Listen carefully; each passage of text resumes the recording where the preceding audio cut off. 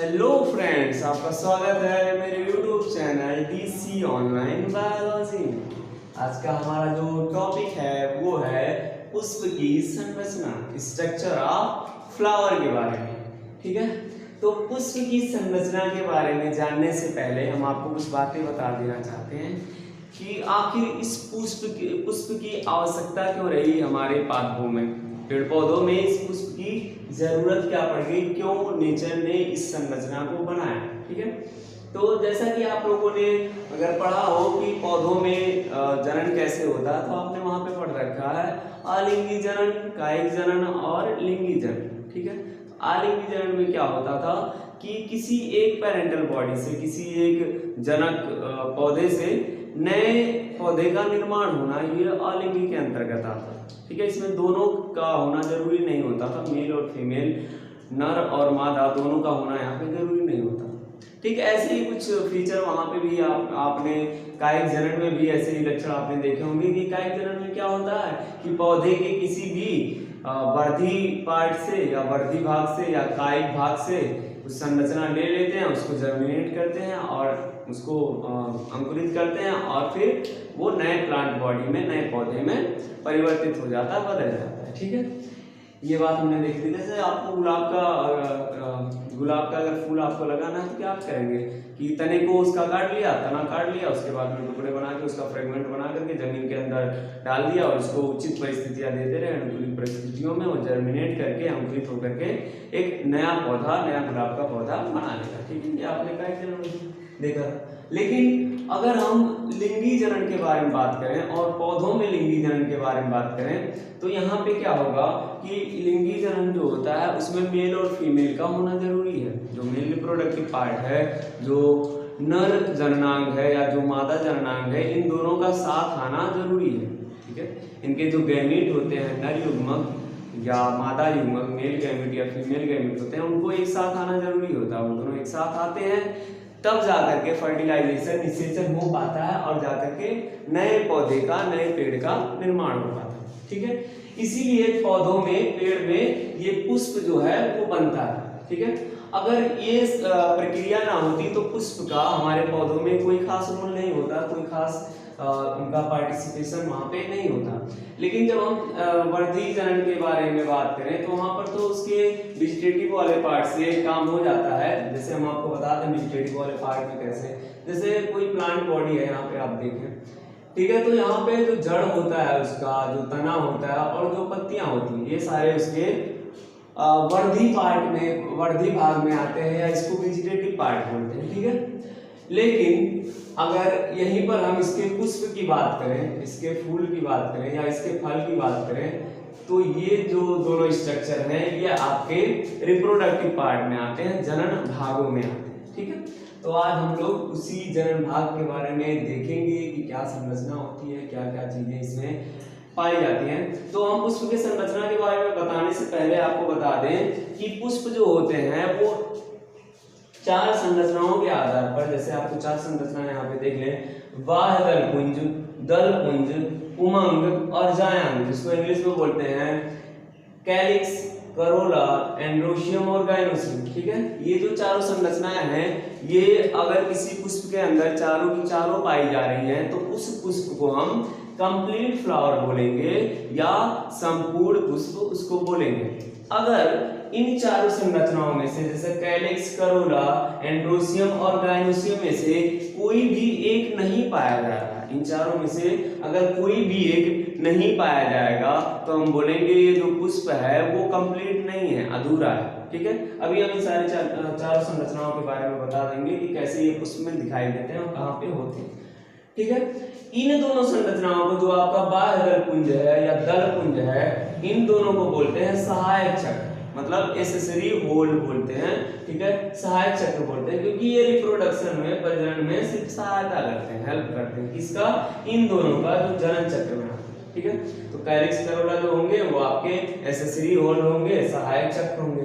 ठीक है, उमंग और जायांग, उमंग जो होता है उसको एंथ्रीडियम बोलते हैं और जो आपका जायांग होता है उसको गाइनोसियम बोलते हैं। ये दोनों जो होते हैं वो आपके जनन चक्र होते हैं, रिप्रोडक्टिव होल होते हैं। ठीक, ये आपने देखे, ये चारों संरचनाओं के आधार पर पुष्प दो प्रकार के होते हैं, कंप्लीट फ्लावर या इनकम्प्लीट फ्लावर। कंप्लीट फ्लावर वो फ्लावर होंगे जिसमें ये चारों संरचनाएं कैलिक्स, करोला, एंड्रोशियम, गाइनोशियम पाए जाएंगे, और इनकम्प्लीट वो होंगे जिनमें कैलिक्स, करोला, एंड्रोशियम, गाइनोशियम में से कोई एक संरचना गायब होगी, वो दिखाई नहीं दे रही होगी। ठीक है, तो कंप्लीट और इनकम्प्लीट फ्लावर के बारे में आपने देख लिया। अब हम आपको दिखाना चाहेंगे कि ये जो बाह्य दलपुंज, उमंग और जायांग है, ये फूल में कहाँ दिखाई देते हैं। आपके सामने हम आपको रियल फूल दिखा रहे हैं। ठीक है, ये आपका फ्लावर, ठीक है, ये गुड़ाल का फूल है, हिबिस्कस बोलते हैं इसको। ठीक है, ये देखें यहाँ पे, ये जो इसका डंठल जैसी संरचना दिखाई दे रही है, इसको बोलते हैं पुष्प वृंद। ठीक है, या पेडसिल बोलते हैं इंग्लिश में। ठीक, इससे थोड़ा सा ऊपर आप जाएंगे तो यहाँ पे ये फूला सा संरचना होता है, जैसे यहाँ पे भी आप देख लें, ये चौड़ी सी फूली सी संरचना होगी, इसको बोलेंगे पुष्पासन। क्या बोलेंगे? पुष्पासन। पुष्पासन क्यों बोलते हैं? क्योंकि इसी पे पुष्प विराजमान है। ठीक है, इसी पे वो आश्रित है, आसन वही इस फूल का वही है, तो इसको पुष्पासन का नाम देते हैं। ठीक है, यहाँ पे देखें एक चक्र दिखाई दे रहा है। चक्र कैसे? देखें, ये चक्र दिखाई दे रहा है, चारों तरफ से घिरा हुआ है ना, तो इसको चक्र बोलते हैं। ठीक है, और इसी का नाम होता है कैलिक्स या बाह्यदल पुंज। ठीक है, ये कैलिक्स। अब इस कैलिक्स में देखें तो कई सारी यूनिट है, इकाइयां हैं जो मिल करके इस कैलिक्स को बना रही हैं। देखें, ढेर सारी इकाइयां हैं, यहाँ पे, यहाँ पे, यहाँ पे, इधर और इधर। ठीक है, तो इसके एक इकाई को, सिर्फ एक इकाई को हम नाम देते हैं, इसके एक इकाई को हम नाम देंगे सेपल। क्या बोलेंगे? सेपल, जिसको बोलते हैं हिंदी में बाह्यदल। ठीक है, तो आपने देखा कि ये जो चक्र है ये पूरा चारों तरफ से फैला हुआ है, और इसके एक इकाई को, एक यूनिट को हम नाम दे रहे हैं सेपल या बाह्यदल। ठीक, थोड़ा सा और हम आगे बढ़ेंगे तो ये रंगीन सा आपको एक चक्र और दिखाई दे रहा होगा, कलरफुल आपको चक्र दिखाई दे रहा, होल दिखाई दे रहा। ठीक है, इस चक्र में भी आप देखेंगे तो ढेर सारी इकाइयां हैं। ठीक है, ढेर सारी इकाइयां हैं, तो इस चक्र को नाम देते हैं हम लोग दलपुंज, या इंग्लिश में इसको कहते हैं करोला। ठीक है, करोला में भी कई सारी इकाइयां होती हैं, उसमें से एक इकाई को, सिर्फ एक यूनिट को नाम देते हैं हम लोग पेटल, दल, जिसको हिंदी में दल कहते हैं या इंग्लिश में पेटल बोलते हैं। ठीक है, तो आपने दो होल के बारे में, दो चक्र के बारे में पढ़ लिया जो आपके सहायक चक्र होते हैं। ये रिप्रोडक्शन में तो पार्टिसिपेट नहीं करते, लेकिन रिप्रोडक्शन में भाग नहीं लेते, लेकिन ये सहायता करते हैं रिप्रोडक्टिव ऑर्गन का, जनन चक्रों का सहायता करते हैं, उनकी हेल्प करते हैं ना। ठीक है, तो दो संरचना के बारे में आपने पढ़ लिया है। यहाँ पे आपको फिर से दोबारा से हम बता दें, ये जो आपका ग्रीन कलर का होता है, ये ज्यादातर ग्रीन कलर का होता है या रंगीन होता है, कलरलेस होता है, या ज्यादातर ग्रीन कलर का, हरे रंग का होता है। इस चक्र को नाम देते हैं हम लोग कैलिक्स, या हिंदी में कहते हैं बाह्यदल पुंज। ठीक है, इसके एक इकाई को हम लोग कहते हैं सेपल। ठीक है, इसके एक इकाई को सेपल बोलेंगे या बाह्यदल बोलेंगे। उसके ऊपर और आगे बढ़ेंगे तो आपको करोला दिखाई देगा, जिसको हिंदी में कहते हैं दल पुंज, और उसके एक इकाई को हम लोग पेटल का नाम देते हैं या दल का नाम देते हैं। इतनी बात हो गई। अब आगे हम लोग बढ़ेंगे तो आपको जनन चक्र दिखाई देगा, जिसको बोलते हैं रिप्रोडक्टिव होल। ठीक है, इसमें आप देखेंगे पुमंग और जायांग। ठीक है, तो पुमंग और जायांग जो है वो आपके जनन चक्र हैं या रिप्रोडक्टिव होल है। अब आपको रिप्रोडक्टिव होल में एक एक करके हम आपको बताएंगे, जैसे पुमंग के बारे में बताएं। ठीक है, एंड्रोशियम के बारे में बताएं। तो एंड्रोशियम जो है वो ढेर सारे स्टेमन का एक समूह होता है, उसको हम लोग एंड्रोशियम या पुमंग कहते हैं। ठीक है, जो आपका पुमंग है वो ढेर सारे पुंकेसरों से मिल करके बना हुआ एक संरचना है। ठीक है, देखिए यहाँ पर ये जो आपको संरचना दिखाई दे रही है, ये वाला, ये और यहाँ तक। ठीक है, इसको बोलते हैं पुंकेसर, या हिंदी में, इंग्लिश में इसको स्टेमन बोलते हैं। ठीक है, आ जाए, हमको इसके बारे में बात करना है तो हम क्या करेंगे, इसको यहाँ पे रख देंगे। ठीक है, और इसके बारे में बात करेंगे। देखिए, ये जो आपका पुंकेसर होता है या स्टेमन होता है, ठीक है, स्टेमन के अंदर हम लोग देखेंगे तो आपको तीन संरचनाएं देखने को मिलती हैं, एंथर, कनेक्टिव और फिलामेंट। एंथर को हिंदी में बोलते हैं परागकोश, और कनेक्टिव को बोलते हैं योजी, और फिलामेंट को बोलते हैं पुतंत्र। यहाँ पे लिखा हुआ है, आप लोग देख सकते हैं।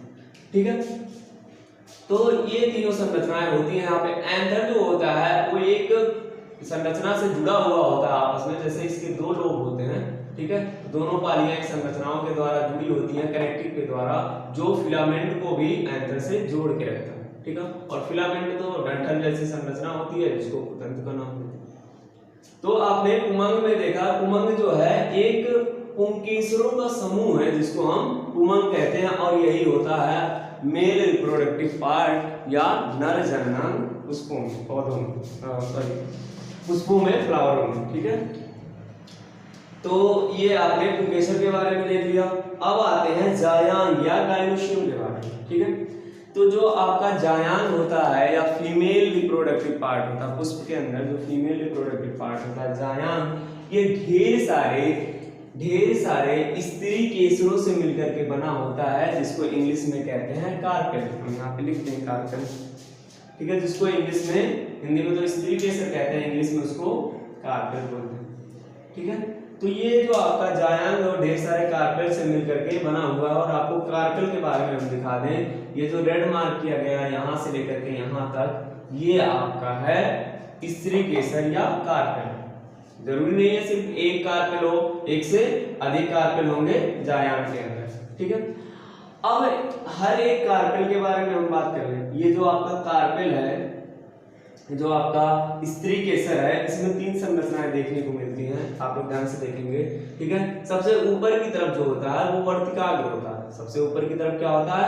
वर्तिकाग्र, जिसको इंग्लिश में स्टिग्मा बोलते हैं। फिर थोड़ा सा और नीचे आप आएंगे तो यहाँ पर आपको वर्तिका दिखाई देगी या स्टाइल, जिसको इंग्लिश में बोलते हैं, ठीक है। और नीचे आएंगे तो आपको अंडाशय या ओवरी दिखाई देगा। ये आपका अंडाशय है या ओवरी कहते हैं इसको इंग्लिश में, ठीक है। तो आपको 3 संरचनाएं दिख रही है कहाँ पे? स्त्री केसर के अंदर, ठीक है। ये आपका स्टिग्मा हो गया, वर्तिका, और ये आपका स्टाइल हो गया जिसको वर्तिका बोलते हैं, और ये आपका हो गया ओवरी, जिसको अंडाशय बोलते हैं। क्या बोलते हैं? अंडाशय बोलते हैं, ठीक है। अब इसी अंडाशय के अंदर एक संरचना दिखाई देती है जिसको ओव्यूल कहते हैं, अंडकोशिका कहते हैं। इसी के अंदर यज्ञ सेल बने हैं, इसी के अंदर अंडकोशिका के अंदर ही यज्ञ का निर्माण होगा, जो कि फीमेल गैमीट है, ठीक है, मादा युग्मक है, ठीक। तो थोड़ा सा यहाँ पे और हम डीप में जाना चाहेंगे।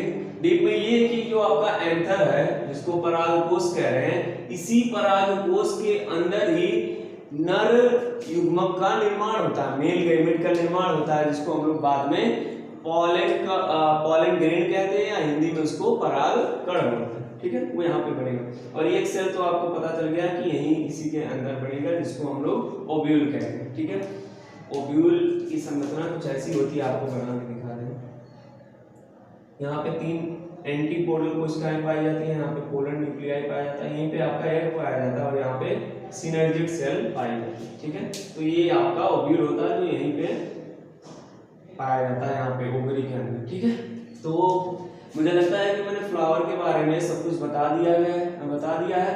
अब यहाँ पुष्प से संबंधित अगर कोई क्वेश्चन आपका है, डाउट है, तो प्लीज कमेंट बॉक्स में कमेंट करके बताएं। और आप ये बताएं कि इसमें पुष्प से संबंधित और किस पार्ट के बारे में आपको जानना है, और कौन सा वीडियो हम उसके लिए लेकर के आए, आप लोग कमेंट बॉक्स में बताएंगे। मुझे उम्मीद है कि आपको मेरा ये वीडियो पसंद आया होगा। आपको ये वीडियो पसंद आता है तो आप चैनल को सब्सक्राइब करें, वीडियो को लाइक करें और शेयर करें। धन्यवाद।